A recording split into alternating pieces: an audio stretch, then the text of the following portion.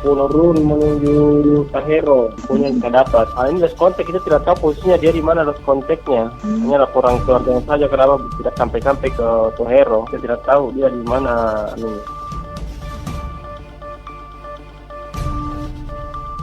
Cuman memang secara teknis dikelola oleh pemerintah desa atau pemerintah negeri. Selamat sore pendengar, itulah dua topik yang mengisi dinamika Maluku sore ini yang dirangkaikan dengan sejumlah topik berita lainnya. Bersama saya Jo Soroy, inilah dinamika Maluku sore edisi Sabtu 6 Maret 2021. Berita selengkapnya.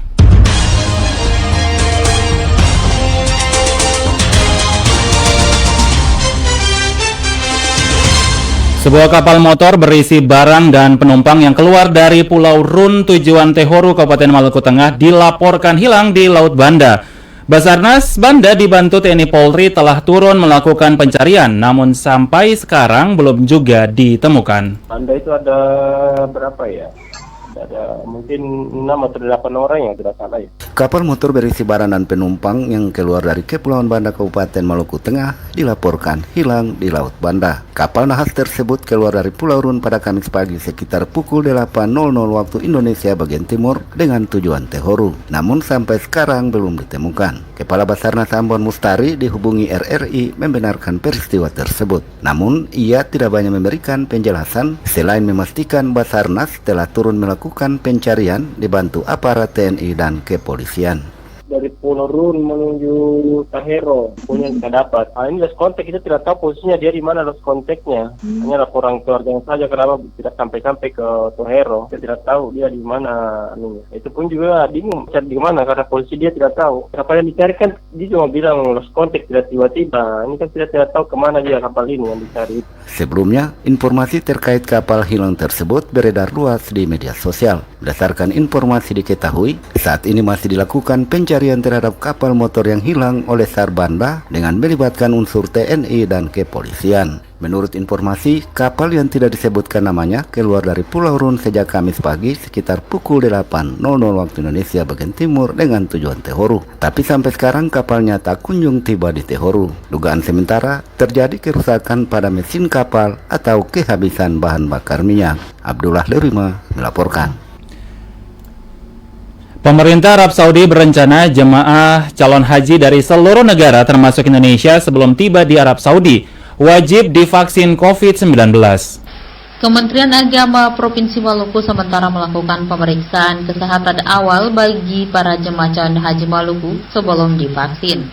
Hal itu dilakukan sebagai upaya mengantisipasi rencana pemerintah Arab Saudi yang mengharuskan setiap jemaah calon haji yang akan tiba di Mekah dan Madinah guna menjalankan ibadah suci pada tahun 2021 ini wajib divaksin COVID-19 di negara asal.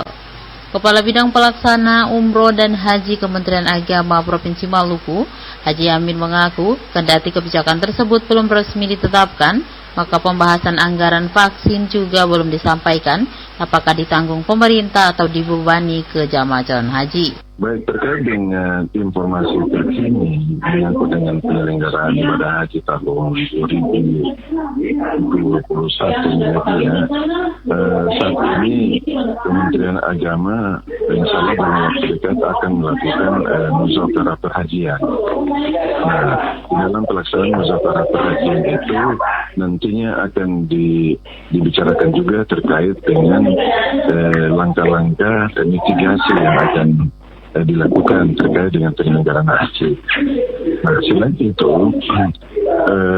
sambil menunggu keputusan atau informasi yang jelas dari pemerintah Arab Saudi, ada beberapa headline yang telah kita ikuti bersama terkait dengan penyelenggaraan haji, bahwa sesungguhnya Arab Saudi juga menginginkan bahwa setiap jamaah yang akan menunaikan ibadah haji nantinya itu semua jamaah itu sudah dipastikan telah divaksin. Menurutnya, sejauh ini Kementerian Agama Provinsi Maluku terus melakukan pembekalan dan penguatan kepada jamaah calon haji di kabupaten kota untuk terus sabar menunggu kepastian pelaksanaan ibadah haji oleh pemerintah Arab Saudi. Rauda Utana melaporkan. Pendengar, pelaksanaan belajar tatap muka siswa SMP di Kota Ternate pada masa pandemi COVID-19 tetap melaksanakan protokol kesehatan secara ketat dalam memutus mata rantai penyebaran COVID-19. Yang perlu harus dikontrol adalah orang dewasa yang mengawasi kedisiplinan orang dewasa, guru, orang tua maupun kepala sekolah harus dengan sangat ketat mengawasi ini. Upaya untuk memutus mata rantai penyebaran COVID-19 terhadap para siswa di Kota Ternate saat ini tetap dilakukan pengawasan secara ketat oleh Dinas Pendidikan maupun Dinas Kesehatan untuk sekolah tatap muka tingkat SMP sederajat. Sementara untuk tingkat SD hingga kini masih tetap dilaksanakan pembelajaran melalui daring. Kepada RRI, pelaksana tugas Kepala Dinas Pendidikan Kota Ternate Mahmud Abdurrahman menjelaskan pihaknya dalam penanganan pandemi COVID-19 tetap bergerak cepat membuat edaran untuk tingkat SD tidak lagi melaksanakan belajar tatap muka tetapi menggunakan daring. Diakui memang dengan pembelajaran daring yang cukup lama membuat stres, akan tetapi ini dilakukan karena masih tingginya kasus pandemi COVID-19.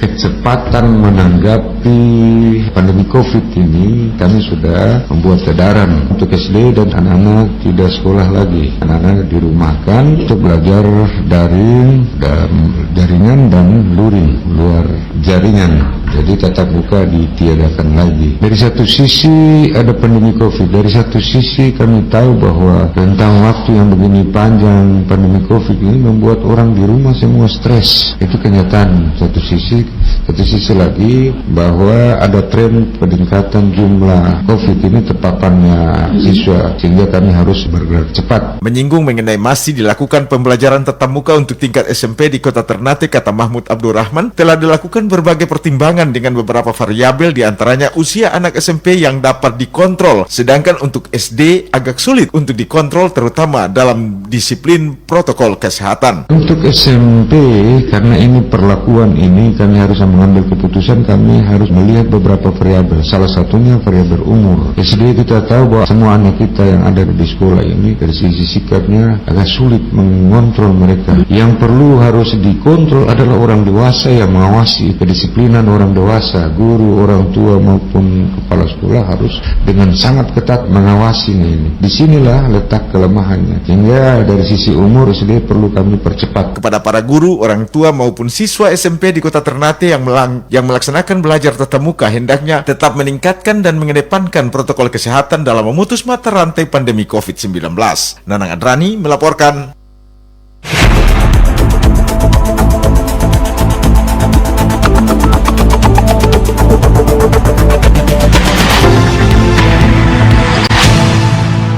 Pendengar, kita ke berita selanjutnya.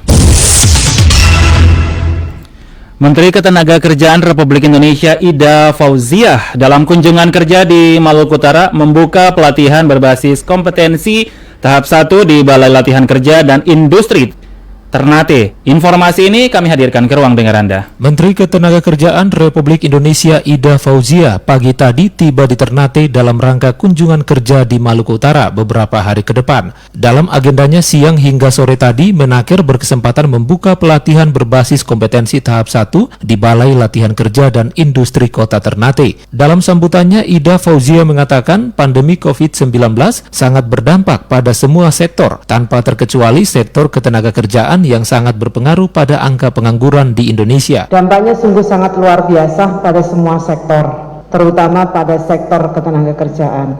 Kita sudah berusaha menekan angka pengangguran kita dan sukses Pak Gubernur sebenarnya. 5 tahun ke belakang sebenarnya kita bisa tekan pengangguran kita menjadi 4,9%, tapi karena COVID maka pengangguran yang awalnya cuma 7 juta naik menjadi 9,77 juta.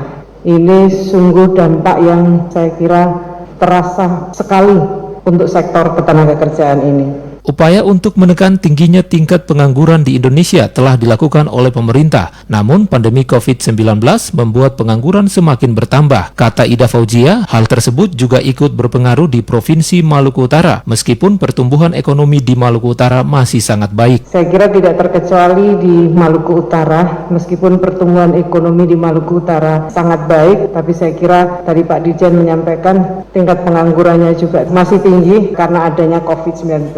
Meskipun sebenarnya Maluku Utara ini di bawah rata-rata pengangguran secara nasional, tapi masih punya PR 0,34% dibanding tahun sebelumnya. Jadi kira-kira pengangguran di Maluku Utara ini ada 97.000 penduduk usia kerja yang terdampak pandemi COVID-19 yang mengakibatkan mereka macam-macam, bisa di PHK, atau yang terbesar adalah mereka yang dirumahkan dengan berkurang penghasilannya. Ditambahkan Ida Fauzia, adanya pandemi COVID-19 justru menjadi tantangan baru ketenagakerjaan di Indonesia tanpa terkecuali Maluku Utara. Karena sebelum pandemi, kita dihadapkan dengan persoalan sumber daya manusia, di mana berdasarkan data dari Kemenaker, angkatan kerja di Indonesia 57% berpendidikan SMP ke bawah. Hal tersebut tentu berpengaruh pada skill kompetensi yang pada akhirnya mempengaruhi produktivitas kerja. Reporter Davi Baba melaporkan. Sementara itu, pendengar, bantuan langsung tunai dana desa 2021 di Maluku siap dikucurkan pemerintah. Namun, bantuan ini hanya bisa diterima oleh masyarakat yang memenuhi berbagai kriteria.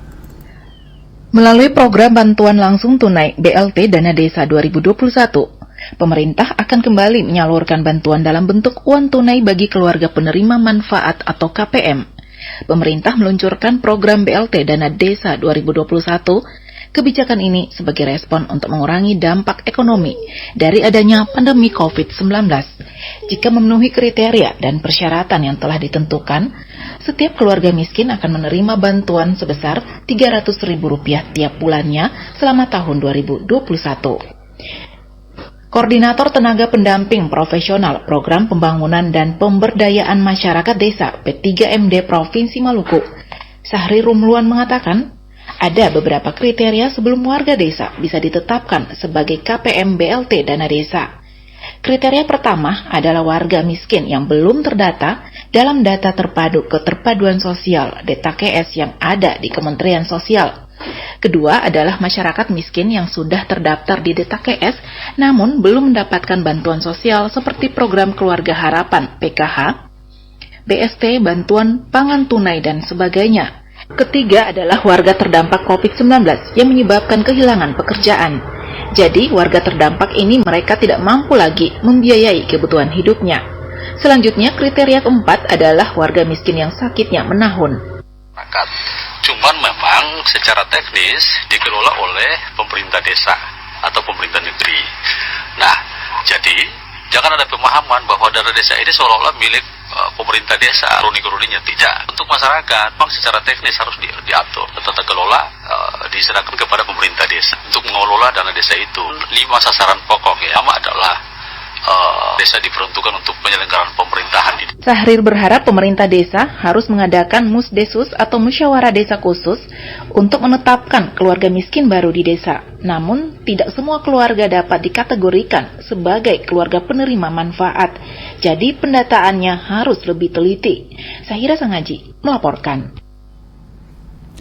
Usai menerima Pataka Kodam 16 Patimura dari Kepala Staf Angkatan Darat Jenderal TNI Andika Perkasa, kini Maijen TNI Jeffrey Apoli Rahawarin resmi menjabat sebagai Pangdam 16 Patimura. Acara sertijab tersebut digelar di Markas Besar Angkatan Darat, Jakarta Pusat. Maijen TNI Jeffrey Apoli Rahawarin adalah putra asli Maluku yang lahir di Ambon 21 Januari 1964 dan merupakan lulusan Akademi Militer Akmil atau Akabri tahun 1988 sebelum menjabat Pangdam Patimura, menjabat sebagai staf ahli bidang SDM dan teknologi Kemenko Polhukam. Sedangkan Pangdam 16 Patimura yang lama Maijen TNI Agus Rohman menjabat sebagai Panglima Komando Gabungan Wilayah Pertahanan 3 menggantikan Legend TNI Ganip Warsito yang saat ini menjabat sebagai Kasum TNI. Kapendam 16 Patimura Kolonel ARM Stevi Yance Nuhuyanan membenarkan bahwa saat ini Maijen TNI Jeffrey Apoli Rahawarin resmi menjabat sebagai Pangdam 16 Patimura. Ia pun berharap seluruh masyarakat Maluku dan Maluku Utara dapat mendukung tugas Maijen TNI Jeffrey Apoli Rahawarin selama menjabat sebagai Pangdam 16 Patimura. Direncanakan pada Senin 8 Maret 2021, Pangdam 16 Patimura Maijen TNI Jeffrey Apli Rahawarin tiba di Ambon sekaligus melaksanakan tradisi penerimaan.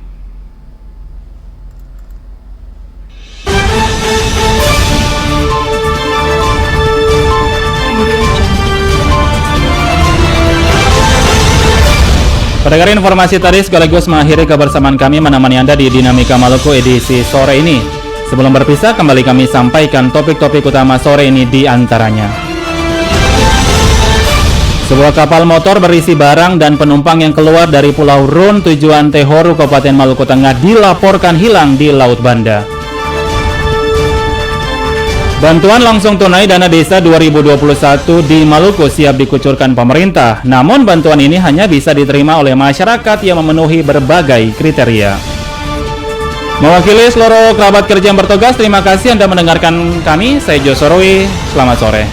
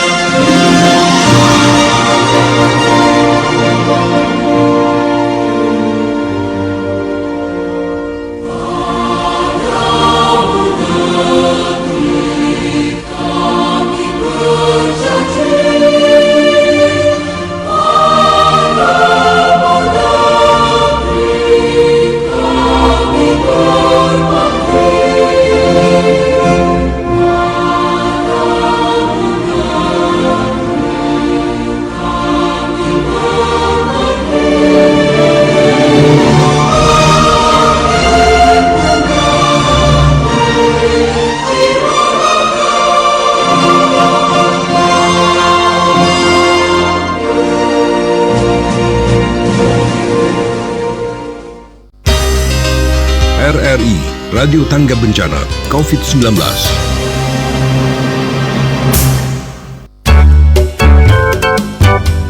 Mengenal rempah Nusantara. Pala. Panen pala, ketemu 1 tahun.